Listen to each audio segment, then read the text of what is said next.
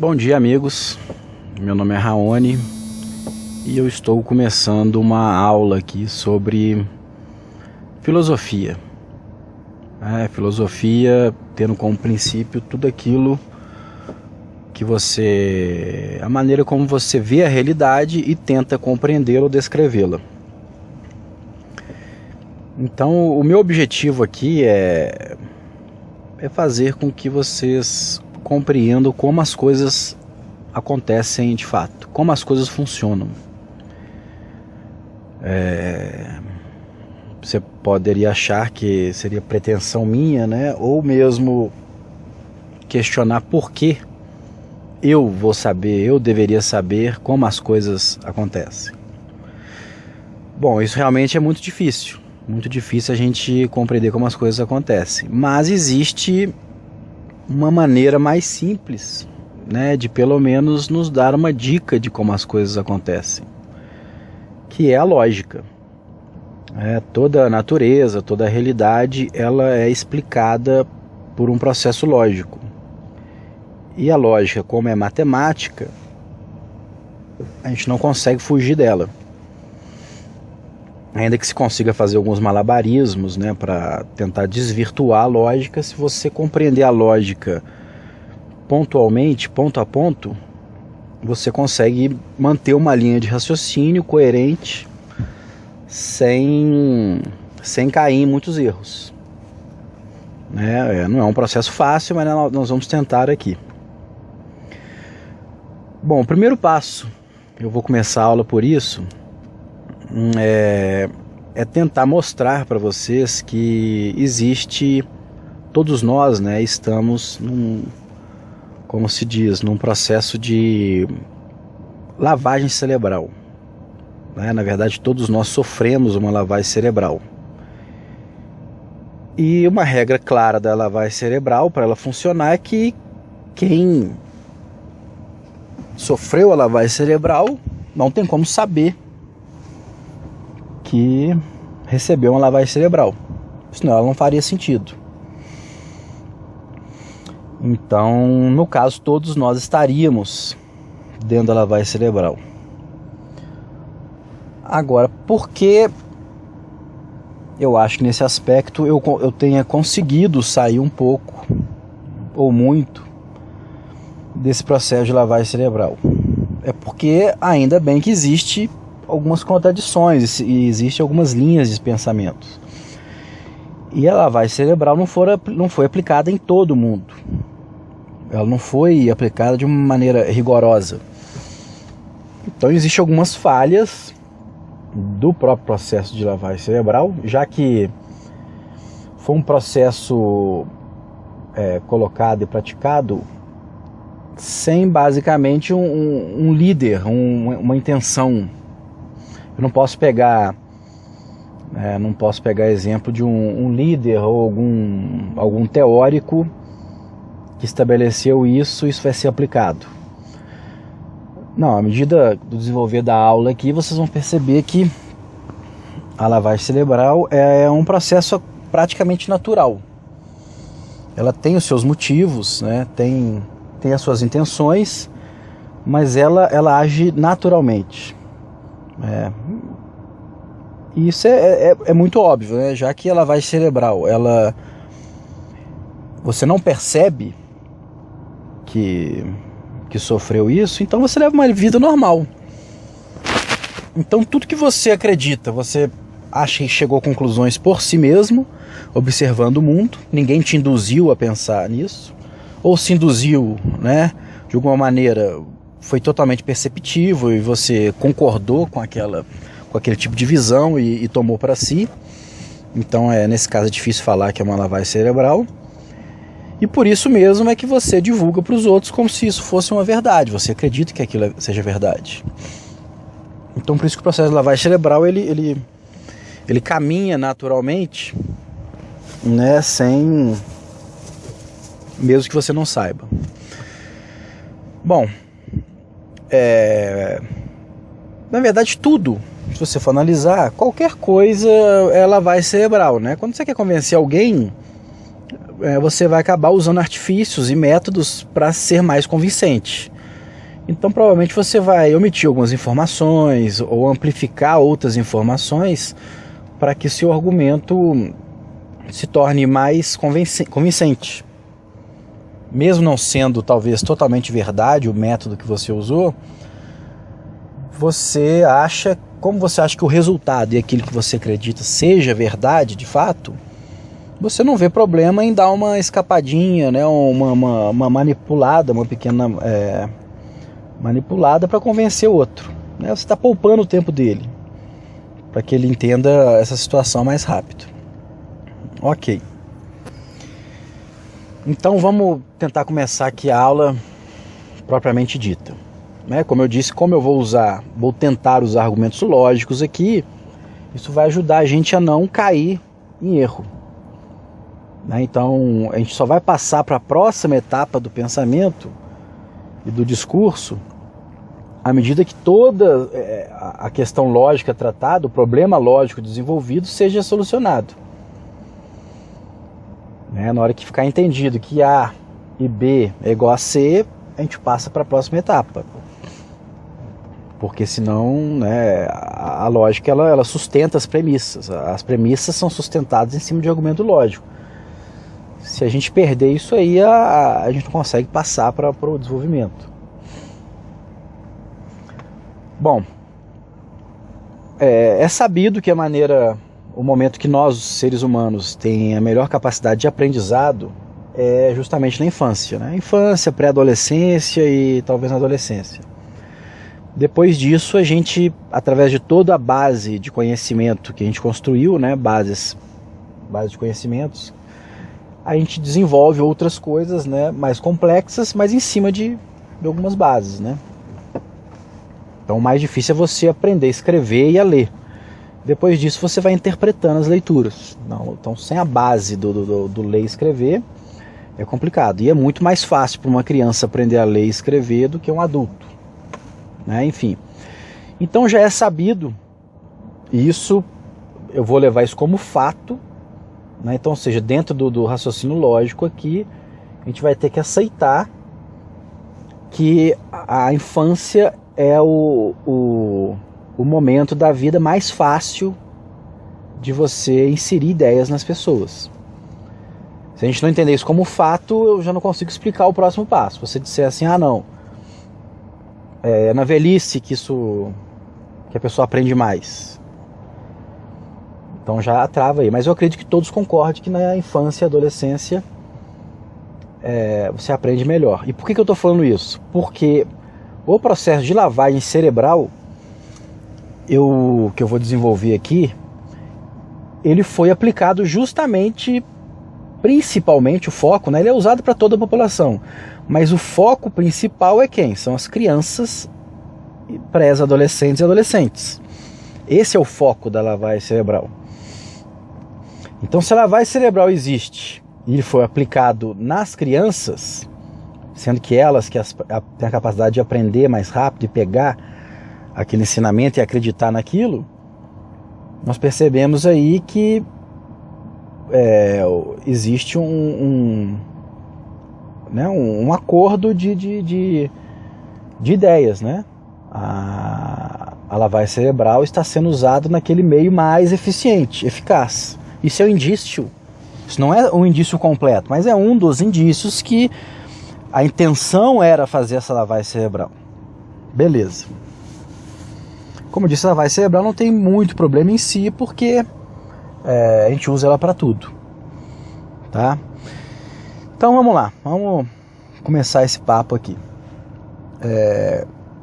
Eu identifiquei que existia um método nos anos 60, que é o método Paulo Freire.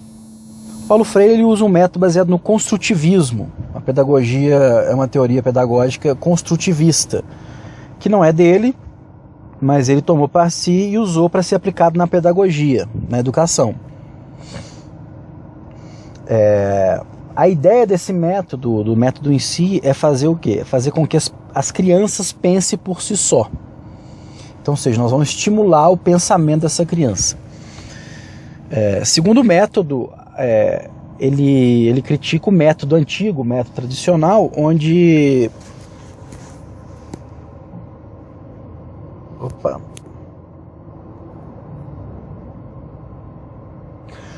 existia uma imposição, certo? Uma imposição dos professores, do sistema, da cultura, para que a criança fosse obrigada a pensar determinada coisa. Então você forçava a criança naquele pensamento.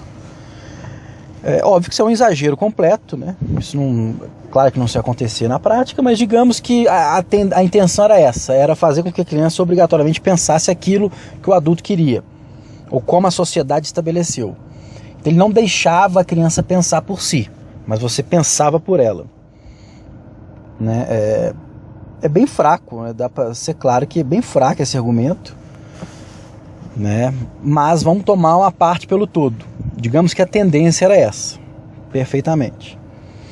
Eu não estou fazendo juízo de valor aqui, nem vou fazer durante toda a palestra aqui, eu não vou fazer juízo de valores. Não importa se eu acredito em alguma coisa ou outra, ainda que eu acredite. A gente vai ver como as coisas funcionam. Certo? Eu posso muito bem dar essa aula aqui e você pegar todo esse argumento meu, essa explicação e falar, não, Raoni, é isso mesmo. Eu acho que essa é a maneira certa. Beleza. Mas o que é o fundamental? Você entender sobre aquilo que você acredita. Porque muitas vezes a gente acaba defendendo coisas que na prática elas são inversas do que se pregava. Então no momento que eu vou te mostrar como essa bandeira ou essa ideologia que você defende, essa maneira de viver que você defende, quando a gente vai destrinchar ela na prática, como ela funciona, talvez você vai perceber que não era isso que você queria. Então a questão é essa, você pode escolher, mas você não pode ser enganado. Você tem que saber o que você está escolhendo. Isso é banal. Né? Você tem um amigo, você confia nele, você gosta dele, por quê? Porque o cara é seu companheiro, o cara quer o seu bem, etc. E aí você descobre depois que o cara é um escroto, na verdade ele se aproximou de você com alguma intenção de te prejudicar, de roubar sua mulher ou qualquer coisa parecida, roubar seu dinheiro, te dar um golpe. É claro que quando você descobrir a intenção dele, é claro que você vai desfazer essa amizade. Então é isso que eu estou falando. Agora, se você de fato acha válido essa conduta dele por trás, de querer te prejudicar, aí é um problema seu. Né? Não que isso vai acontecer, né? Eu não vou criar essa dicotomia de bem e mal aqui não. Não que isso venha acontecer na hora de destrinchar a sua ideologia. Você pode continuar falando, não, eu acho que esse método vai funcionar. Perfeitamente. Então o que acontece? O Paulo Freire, com o método o nome é construtivismo, ele adaptou para o método da pedagogia do oprimido. Então o que ele chamou? Ele chamou de oprimido as crianças ou as pessoas que não detêm o conhecimento, e na prática você vai ver que é o povo em geral que é obrigado a aceitar um modelo já pré-estabelecido, que foi estabelecido por quem? Pelos opressores. Então ele cria essa dicotomia entre opressores e oprimidos, onde os opressores não deixam os oprimidos a pensarem por si mesmo. Eles criam todo o sistema que o oprimido acaba pensando como opressor, ou aceitando a sua condição de oprimido, e ao ponto de não se rebelar contra aquilo. Então, fica muito claro aí que a intenção do Paulo Freire, e eu acho muito improvável alguém discordar isso, novamente, isso não significa que esteja errado, pode ser que esteja certo, não interessa, mas vamos ver a intenção dele, qual que é o objetivo. E se você vai concordar ou não, é um problema seu, mas vamos falar o que o autor queria, a realidade que ele queria. Então está claro que para a maioria, opressor e oprimido tem um significado. Quem está errado é quem oprime, certo? E quem está certo e quem é a vítima é quem é oprimido, isso é claro. Então qualquer ser humano normal, ele vai tomar as dores e vai defender qual lado? O lado do oprimido. Não faz sentido ninguém defender o lado do opressor, não faz sentido. E aí, nesse momento, você já cria um dilema moral. Ou seja, não faz sentido defender o lado opressor, só se você for um criminoso. Como é que você pode? Tem as pessoas, um certo grupo que oprime a maioria das pessoas, deixa ela em condições subhumanas, condições de ignorância, e se alimentam da ignorância alheia, se alimentam da escravidão alheia, certo? Ou seja, é completamente injusto. E você vai defender esses caras? Não faz sentido. Não faz sentido. Então, no momento que ele cria essa dicotomia, é óbvio que a maioria das pessoas, todo mundo vai defender o lado oprimido. E se você educa as pessoas dessa maneira, onde existe, ensinando a elas que existe um grupo oprimido, é claro, é fato que você vai instigar essa sociedade a mudar esse comportamento, a lutar por esse comportamento, ou a destituir esse comportamento opressor. Isso é claro. Então, ou seja, você vai causar uma transformação. Certo? Então qual é a maneira mais fácil de você convencer que o processo funciona assim? Opressor e oprimido. É obviamente nas crianças. Por quê? Elas têm uma capacidade melhor de aprender. Certo? Então vamos voltar aqui. O que nós falamos? Né? A gente falou que o método construtivista, vou continuar no segundo bloco. Essa aqui foi a introdução. Bom, continuando a segunda parte aqui, né? Falamos da introdução. Vamos ver se eu consigo finalizar ela. Então, o que a gente percebeu aqui na introdução? Que o Paulo Freire, ele tem lá seus ideais, seus objetivos. E ele, que era um marxista convicto, socialista, né? E não cabe aqui falar sobre a doutrina socialista, como é que funciona, mas se ele é marxista, obviamente ele vai querer aplicar de alguma maneira os princípios marxistas dele. Isso é óbvio. Então, o que a gente vê? Que o método construtivista, essa questão do método construtivista não necessariamente é o método em si, que funciona assim. Ele é um método de se aplicar, né? Porém ele pode ser usado, né, em algumas maneiras. Depende muito de quem está aplicando o método. E aí vocês vão ver por quê daqui a pouco. Então o Paulo Freire criou essa dicotomia entre oprimidos e opressores. E como eu expliquei aqui, obviamente, né, isso é unanimidade, então está dentro do nosso raciocínio, nossa sequência de raciocínio lógico aqui. É natural, ou a maioria, vamos chamar de todo, vamos pegar também a parte pelo todo, né, ou a maior parte pelo todo, de que as pessoas vão ficar do lado do oprimido e querer negar ou atacar o opressor. Correto? Então por isso que isso vai, obviamente, causar uma transformação social se isso for aplicado. Se isso não for aplicado, vai ficar só na teoria mesmo, não vai funcionar na prática. Então qual que é o problema que a gente tem aqui? Beleza, será mesmo que esse outro lado é o opressor? Será mesmo que esse lado é o oprimido? Então cabe a questão. Então você defende isso, a gente pode em algum outro momento destrinchar cada teoria dessa aí, só que é muito mais complexo. Vamos falar do método em si. Mas a questão é, nesse caso aplicado pelo Paulo Freire, não há como, se você falar que defende o lado opressor, você obviamente é opressor. Você é considerado como mal, claro. Como é que eu vou te aceitar? Então, na verdade, ninguém vai defender o lado oprimido, o lado opressor, só se ele achar de fato que o lado opressor não é opressor. E aí vem toda a disputa.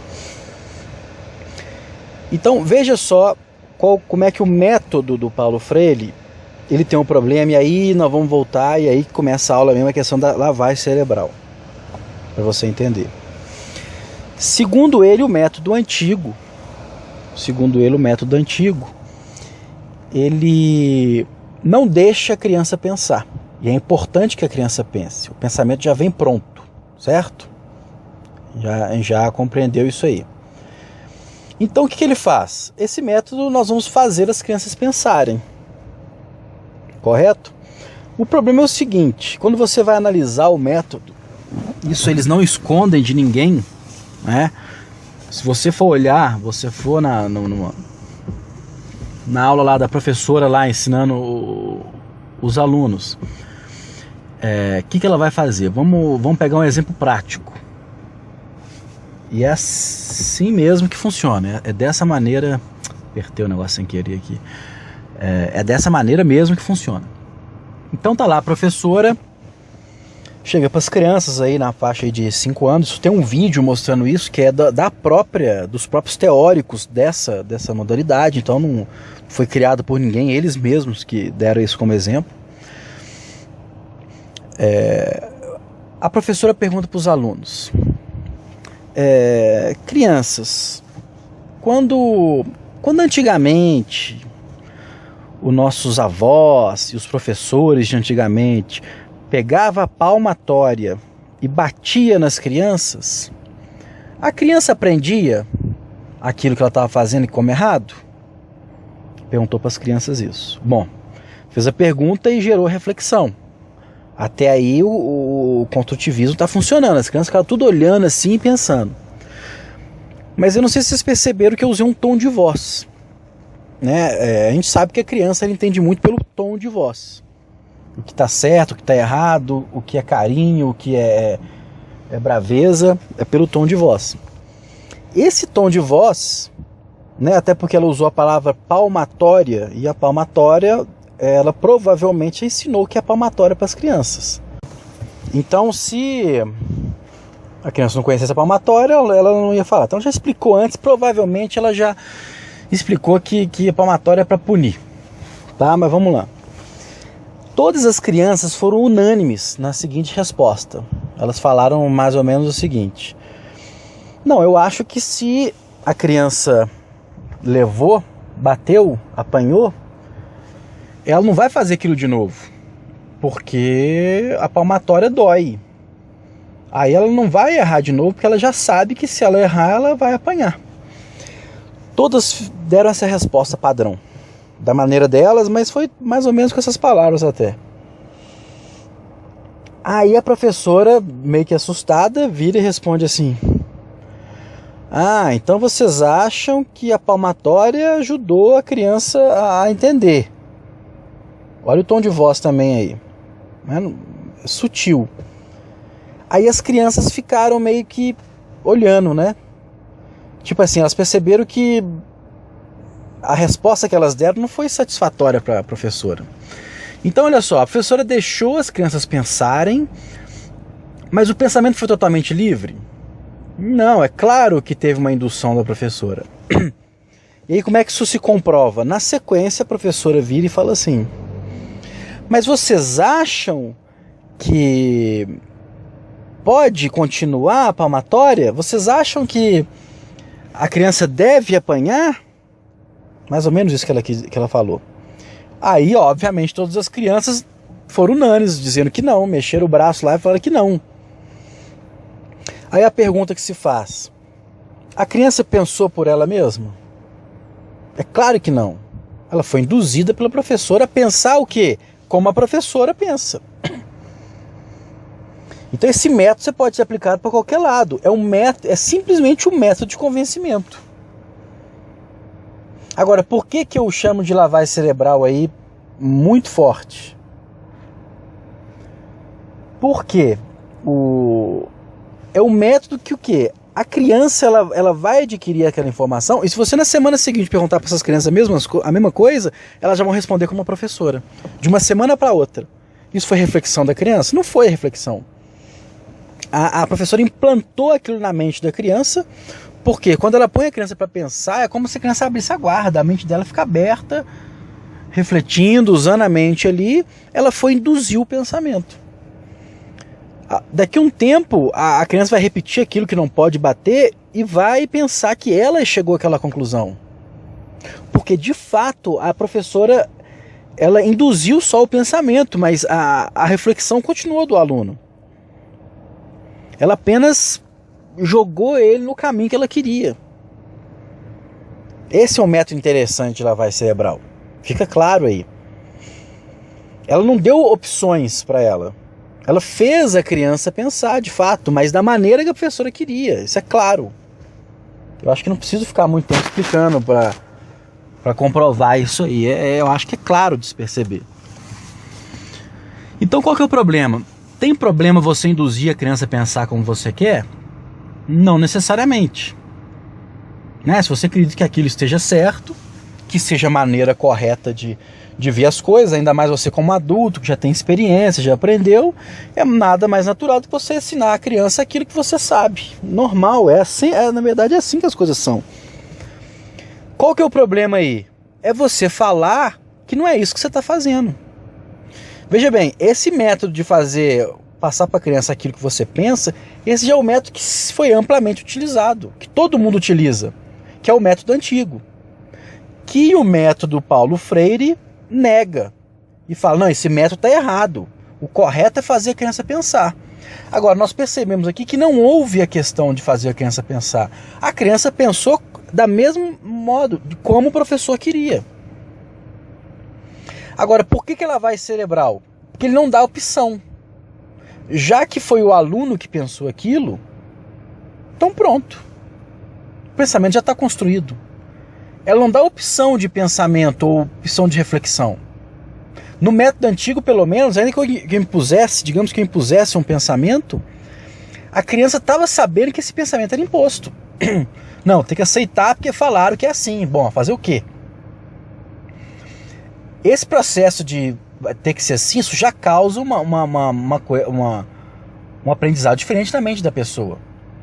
Ela sabe que é uma opinião imposta e ela, obviamente, ela pode procurar outras informações, ou pode, pelo menos pessoalmente, refletir sobre elas.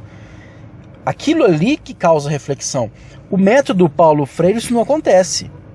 Não existe reflexão, é a própria reflexão em si. Você já refletiu. Você não sabe que tem outra coisa, porque você já chegou à conclusão. Não sei se ficou confuso isso, mas é muito claro isso. Então o que acontece? Paulo Freire, para aplicar o método dele, ele mente.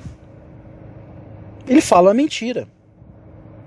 Então, ainda que você defenda o método Paulo Coelho, ou ainda que você defenda que o pensamento dos professores estão corretos e as crianças devem de fato aprender aquilo, a propaganda feita é mentirosa. Entendeu? A propaganda é mentirosa, não foi isso. E é graças a essa propaganda que as pessoas confiaram no Paulo Coelho, no Paulo Freire, para esquecer o método antigo e aderir ao método dele. Porque se as pessoas soubessem, esse método é o seguinte, a gente vai induzir as crianças a pensarem como a gente. Certo? E elas vão achar que o pensamento é delas. Não é nosso. Mas na verdade é o nosso pensamento, é uma lavagem cerebral. Se falasse isso, ninguém ia cair, ia preferir o método antigo, que te impunha, mas você sabia que estava sendo imposto. Então, ou seja, era direito seu internamente aceitar aquilo ou não. Então, quer dizer, ainda que o método vai resultar na sociedade perfeita, e seja lá o que for, que seja verdade absoluta, contou a mentira. Ah, não, mas às vezes a mentira é importante, porque a gente desenvolveu o processo. Tudo bem, cara. Mas você que acredita nesse sistema, saiba que ele está sendo usado em cima de uma mentira. Porque muitas vezes, e a maioria das vezes, a crítica que as pessoas que defendem esse modelo marxista, o pessoal de esquerda no geral, a hora de criticar a direita ou quem eles discordam, conservadores, seja o que for, usa justamente esses argumentos. Ah, não, vocês impõem, vocês são retrógrados, são opressores, mentirosos, que seja, manipula. Certo? Então, ou seja, você faz uma crítica que você está caindo nela. Então, você quer cair, beleza, fica à vontade. Então, essa segunda parte é para perceber isso aí. Que o método é feito baseado numa mentira. E o que ele chama de construtivismo, na verdade, é desconstrutivismo. Ele desconstrói uma pedagogia anterior para inserir uma nova. Então não é construtivismo. Então já engana também nessa palavra. Entendeu? Esse que é o problema. Porque antigamente, né, onde... Então, novamente, eu não estou fazendo juízo de valor. Estou dizendo método. Se você acha que isso deve ser feito, deve mentir para as crianças, que precisa fazer para pegar as crianças para pensar como você, tudo bem. Pode defender isso, pode ser certo, eu não estou julgando aqui não. Mas é entender o método. O método é mentiroso, então vamos deixar, vamos botar as cartas na mesa. Tá?